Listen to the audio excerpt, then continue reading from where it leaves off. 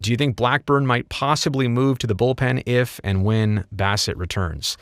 David, I'm so glad that you even brought up the name Paul Blackburn, and you're giving me the opportunity to talk about that here on the live stream, because I got to tell you, Paul Blackburn's, 3 starts since Chris Bassitt got hurt. And this last one against the Yankees, Sunday Night Baseball, national television, all the weight on his shoulders to come out and deliver a series split. And I know that doesn't sound like rewarding or sexy. And, when has there been a huge series split? That's usually not a good thing for your team. But considering where the A's were on their losing skid, facing the Yankees in their win streak, and looking back, the game they were down 6-0, tied it at 6, lost 7-6 in the top of the 9th. Imagine taking that game. Now you've taken 3 of 4 from the Pinstripes. Instead, you split. Fine.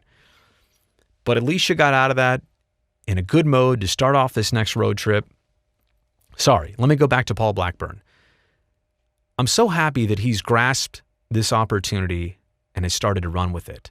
He's been up in the big leagues up and down since 2017, never really had a sustained chance. But clearly and honestly, with Bassitt's injury, I'm not sure who else this is going to go to.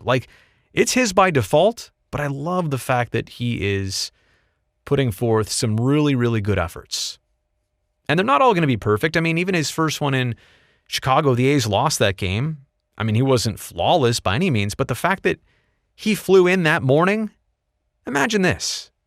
The night before, you get a phone call. Hey, did you see Bass get hurt? Yeah. You're up. You're coming up tomorrow. We're going to fly you into Chicago. You're going to pitch, and I guess Yan Gomes is going to catch you. Or was it Murph that night? But you understand what I'm saying. That's a great opportunity, and you hate the reason that it happened, but that's a lot for somebody to take on instantly. You didn't know that was coming. You could not see that coming. You got to be ready. He was.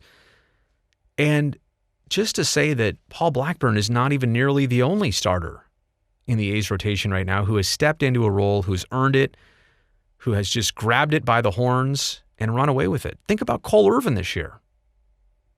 Wasn't supposed to be a starter out of spring training, but he impressed at the end. And then when he got the chance, he impressed at the beginning of this season. Same thing with James Caprillion. If you didn't have Fiers injured, and if you didn't have Luzardo injured with the freak broken pinky from a video game, you don't get a Caprillion called up. And then he goes to Fenway Park, his first start, gets the win in his MLB starting debut. How nuts was that?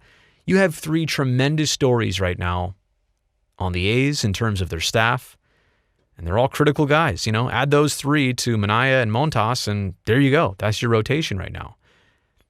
Back to when Bassitt does or doesn't return. You have to understand what he's going through is a lot, and he's a bulldog, and he's going to do his best. And you know what? He probably is going to cut this thing a lot closer than it ever should be with anybody else. It was about 6 weeks left in the season when he got hurt, and doctors said it would take about 6 weeks. Oh, man. That's brutal. It's great that he's healthy and that everything will recover fine, because there was a point where we were all clearly worried about that first, as we should be.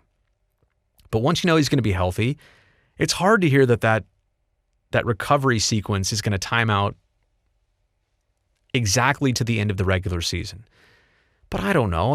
He's stopped throwing. He's stopped doing things physically for a while. You have to after surgery and swelling. And you know what I love more than anything else? The fact that Chris Bassitt has been at the ballpark each of the last 2 games and last 2 wins. Last 2 wins. Did you hear that? There's got to be something to that. His presence, and now they're winning games again. So, we should talk about that. We should talk about that on TV. I'm going to write that one down. But I don't know what the future holds for Bass. I really don't. In terms of the end of this year, you know what my hope is, certainly, that he can come back healthy and productive. But if he doesn't, it's okay. He tried. He's going to try his absolute best. But I think at that point, when he comes back, I'm sorry, David, I could have answered your question 6 minutes ago. The answer is, by the time he comes back, it'll be the playoffs anyway, and you're only working on a 3 or 4 man rotation.